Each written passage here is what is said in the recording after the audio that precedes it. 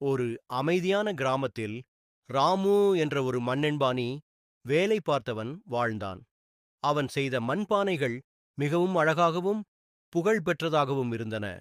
அரசர்களுக்கு கூட அவன் பானைகள் பிடித்திருந்தன.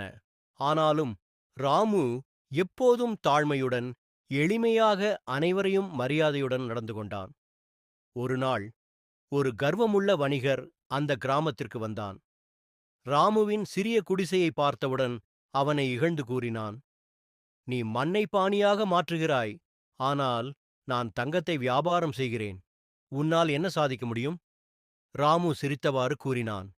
தங்கத்தைக் கூட ஒரு மண்பானைதான் தாங்குவோம் நண்பா. பல நாட்கள் கழித்து அந்த வணிகரின் வண்டிச்சரம் கொள்ளையர்களால் தாக்கப்பட்டது. உயிர் காப்பதற்காக ஓடி ராமுவின் வீட்டில் ஒளிந்தான்.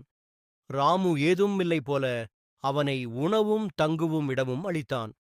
அடுத்த நாள் காலை வணிகர் தலைகுனிந்து கூறினான், நான் உன்னை தவறாக மதித்துவிட்டேன். உன் தாழ்மை எனக்கு உயிரைக் காத்துக் கொடுத்தது. ராமு சிரித்தவாறு கூறினான், கர்வம் சுவர் கட்டும், தாழ்மை கதவைத் திறக்கும். அன்று முதல் வணிகர் எல்லோரையும் மரியாதையுடன் அணுகத் தொடங்கினான். பாடம்: தாழ்மை என்பது பலவீனம் அல்ல, அது உண்மையான வலிமை.